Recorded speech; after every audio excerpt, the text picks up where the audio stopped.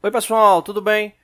Hoje a gente vai estar iniciando, né, um ciclo de vídeos aí ligados à parte, né, de tecnologia dos plásticos, né? Nesse caso aí a gente vai estar focando mais inicialmente aí na parte de injeção de plástico, na parte de moldes, né, ligados à injetura. Mas a nossa ideia está dando expandindo, né, mais para frente, né, com outras tecnologias também, né, como extrusão, sopro, enfim. Então nesse primeiro momento, né, nesses primeiros vídeos, a gente vai estar focando aí mais na parte de injeção de plástico. Né? Para quem é da área, né, trabalha aí com a injetura de plástico, né, sabe que é um sistema, né, um mecanismo de processamento, né, que tem uma série de variáveis, né? Quando entra a época de setup, né, mudança de molde, mudança de constituinte polimérico, né, normalmente é uma dor de cabeça porque demora um pouco, né, até não é para acontecer isso, né, constantemente, mas para quem é da área sabe que hora ou outra, né, acontece, né, esse problema ali de setup, né, de você estar injetando os materiais até ele atingir ali um padrão, né, dentro ali do considerado do projeto, né, e aí de fato, né, como o pessoal fala, bater as peças, né, e dar continuidade ao ciclo. Né. Bom, hoje eu vou falar alguns conceitos aí ligados à parte de injeção. Né. Eu tenho aqui um mecanismo. Deixa eu ampliar aqui. É claro que esse aqui ele não representa fielmente 100% como uma injetora, né, de plástico, mas o mecanismo ele é bem parecido. Né? A gente sabe que no cabeçote de injeção, né, normalmente você tem um fuso, né, um fuso transportador que vai receber ali energia hidráulica para poder estar deslocando, né, o polímero ali dentro de uma temperatura de trabalho para o molde de conformação. Né, existe o fechamento do molde e aí você tem lá no molde o ciclo de resfriamento para que o produto ele venha a ser entrado, né, numa zona termoestável, né, de acordo com a temperatura com que faz, né, que ele venha esfriar e dentro de uma temperatura que ele venha ficar numa condição rígida, né, ou dentro do aceitável para o ciclo de injeção. Né. Então, como é que funciona, né, basicamente o ciclo de injeção? Né, a gente tem aqui, né, o silo de armazenamento, né, o funil de armazenamento, como o pessoal fala. Né, aqui é onde entra, né, o polímero. Né, esse polímero aí normalmente granulado. Né, existem as misturas de acordo com o tipo de polímero. E quando esse polímero, né, ele entra aí, ele passa justamente por uma zona, né, de aquecimento. Né, uma zona de aquecimento ali no cabeçote de injeção.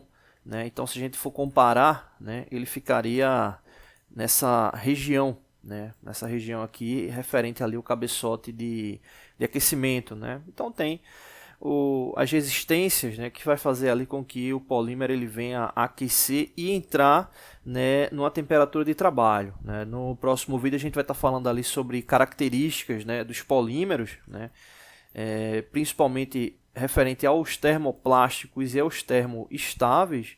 E existe essa questão da temperatura de trabalho que é muito importante. Né? Vamos fazer até um paralelo em relação a parte da siderurgia. Né? Por exemplo, você pega um aço, né? Você tem, você aquece ele, ele vai estar passando, né? Mudando ali de fase de constituinte, né? Referente aos cristais. Né? A relação, né, microestrutural dele altera até ele passar, né, de fase. Né? Ou seja, se ele está sólido, ele vai aquecer, ele vai derreter e você pode estar voltando ao estado dele inicial. Né, e principalmente materiais que não tem liga, né, algum material de liga, né, ou um alto teor de carbono, né, ele tem essa tendência a voltar normalmente, né, mesmo sofrendo um choque térmico, né, que seria aí uma base aí para tratamento térmico. Né. No caso dos polímeros, né, alguns polímeros, né, quando mudam, né, o seu estado, eles podem entrar numa situação que a gente chama de estado irreversível. Né? Então existe essa condição aí para os polímeros, né? Que a gente vai estar falando mais para frente. Bom, então voltando aqui referente à injetora, né? Quando o material ele passa aqui por essa ação, né? Aqui tem justamente o torpedo, que é onde você vai ter, né, a ação de deslocamento do polímero, né? Ele aí aquecido, e daqui ele vai seguir, né, injetado, né? Esse nome é bem interessante, injeção plástica, né? Porque de fato é um processo de injeção, né? Então quando ele ocorre esse ciclo de injeção, o polímero, né, vamos chamar de fluido, o fluido ele vai estar deslocando para a zona de moldagem, né, que é onde está lá o molde de injeção, né? Esse molde normalmente constituído de duas partes, né? Existem variações de molde, a gente vai estar falando mais para frente. Existe o fechamento do molde, né? E com base no fechamento do molde ele passa ali por um ciclo de resfriamento, né? E com base nesse ciclo de resfriamento existe a abertura do molde e o produto está ali pronto, né? Parece bem simples na explicação, mas para quem é da área sabe que demora um pouco até o setup, como o pessoal fala, né, da liga, né? Mas enfim, no caso da área de injeção, né, da área de injeção do cabeçote de injeção, né, normalmente é um fuso, né? Um fuso que tem ali uma característica geométrica bem diferente, o qual ele vai estar transportando, né, o polímero, né? Ele vai estar ali agitando o polímero para que ele fique numa condição estável, e depois existe o processo de injeção. Nesse caso aqui eu estou utilizando o simulador Algodo, né? A gente tem até alguns vídeos, né, mostrando aí esse simulador, né? Então ele é bem interessante e dá para a gente fazer algumas simulações, né? Então, exemplo, essa região aqui que eu estou girando, né, que o pistão está indo e voltando, ela seria basicamente aí a zona de injeção, né? Ou seja, o polímero ele vai descer por aqui, né, com base aí nesse silo aí de deslocamento, e vai ter a ação de injeção, né? Ou seja, ele vai seguir aqui por essa área, né? E aqui a gente tem a relação do molde, né? Aqui a gente tem a relação do molde. Nesse caso aqui, o molde, né, de escoamento, né, que é o molde de entrada do polímero, e o molde de fechamento, né? Então você tem esse molde de fechamento, né, que faz com que exista, né,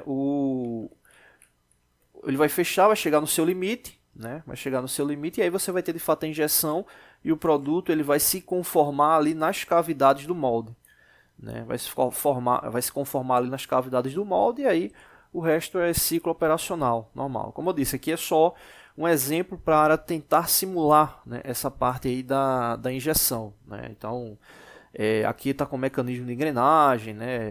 Está aí com biela, enfim, mas para simular essa ação. E por que eu estou mostrando isso?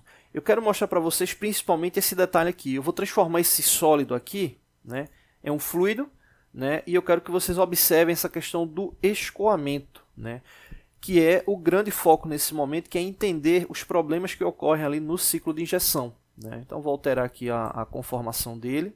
Pronto, eu vou alterar aqui a conformação dele.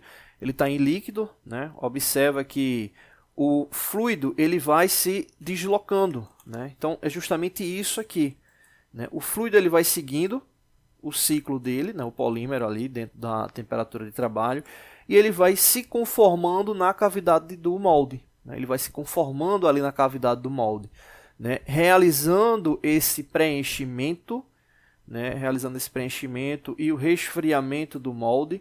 É interessante, uma vez eu me lembro de um aluno comentando, ele falou: poxa, professor, mas por que tem essa zona de resfriamento e tem a saída ali para o líquido quente, para água quente, para voltar ali para o ciclo de resfriamento? É troca térmica, né? Troca térmica, ou seja, você tem um fluido, né, refrigerante ali que vai estar, né, trocando energia térmica ali com o polímero, né, que está dentro da temperatura de trabalho, uma temperatura ali elevada, né? Aí depende de polímero, né? Mas, exemplo, se a gente for comparar com aço, né, que vai estar ali na casa de 700 graus ali para estar mudando de fase, o polímero ele não chega, pelo menos a grande maioria, né, não chega a essa condição térmica, né? Normalmente ali variando 100, 300 graus aí, dependendo do polímero, né? Então você tem essa troca térmica e o fluido ele tem esse retorno, né? Então, quando esse ciclo, né, de escoamento ocorre, você tem uma série de variáveis físicas que estão ocorrendo. Você tem a ação do molde de fechamento, né? Você tem a ação do molde de fechamento, que ele tem uma capacidade de fechamento, aí obviamente depende da injetura, mas normalmente tem uma capacidade elevada, né, em toneladas, né? E você tem obviamente a pressão que é exercida no ciclo de injeção, que também é elevada porque o polímero, né, ele tem lá o seu índice de viscosidade.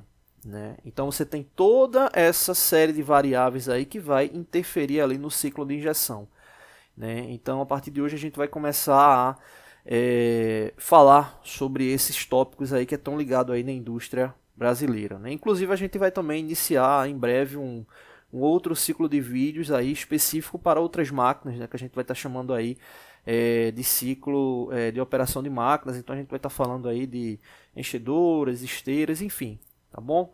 Então é isso, no próximo vídeo a gente fala mais aí sobre, a gente vai começar a falar dos conceitos de injeção e sempre trazendo essa ação para injetora, né, simulação e seguindo aí o ciclo, tá bom? Valeu! Oi pessoal, tudo bem? A gente vai estar dando continuidade nos nossos vídeos aí da parte de injeção de plástico, né, da parte de modos, e a gente vai estar aí voltando, né, aí com a parte de fundamentos, e a gente vai estar falando aqui sobre termoplásticos e termoestáveis, né? Quando a gente fala na característica dos polímeros, não tem como fugir, né, das variações que tem de acordo com o tipo, né, de polímero, né? E como eu tinha até comentado no último vídeo, referente a características ali de transição, né, existe uma diferença grande aí entre termoplásticos e termoestáveis, né? Então vamos listar aqui, né?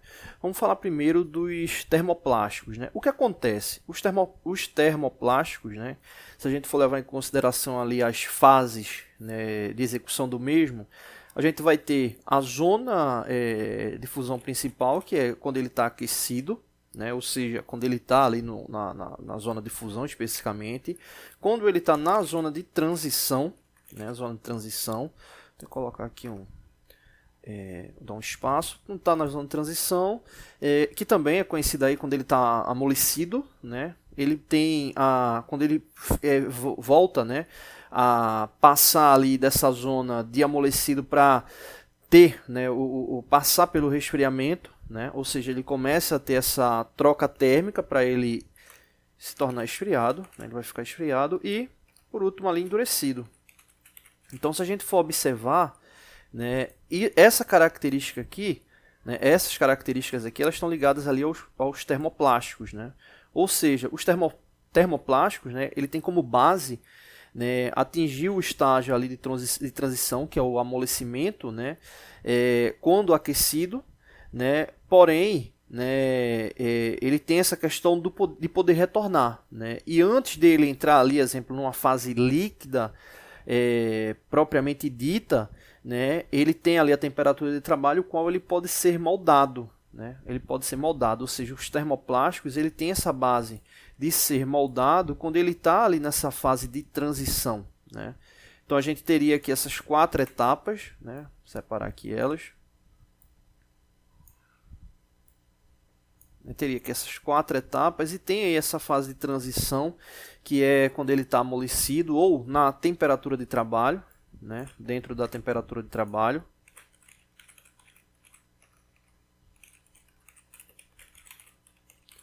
Dentro da temperatura de trabalho, para que ele possa ser aí, de fato moldado, que é o grande detalhe, né? Que ele possa ser moldado. Então, os termoplásticos ele tem essa base, né? Então, e o detalhe principal, né? Ele não tem alteração referente à sua estrutura química, né? Que permite que justamente quando ele seja resfriado, ele possa ser novamente aquecido, reaproveitado.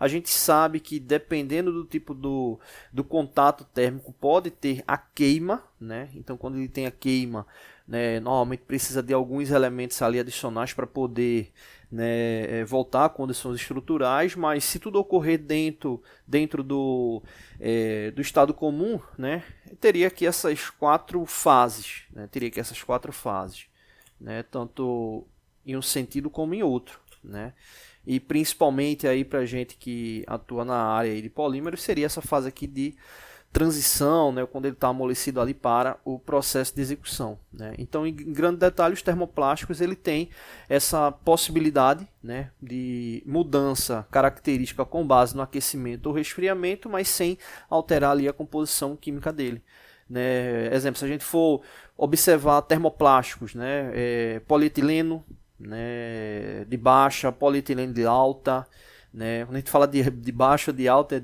é referente à densidade, é muito comum na área de plástico só falar alta ou baixa, né? O PP, né? O polipropileno, o poliestireno, né, o poliestireno de alto impacto, né, o policloreto, né, de vinila, enfim, tem uma série de elementos aí que são termoplásticos, ou seja, tem essas características. Né? Então, e mesmo parecendo simples, né? Você diz, poxa, é um material tranquilo porque dá para você aquecer, dá para resfriar, dá para manter ali o estado dele químico, né? Mas na parte operacional tem uma série de problemas referentes ali a setup que a gente vai estar falando mais para frente, tá bom? Então no próximo vídeo a gente fala sobre termoestáveis.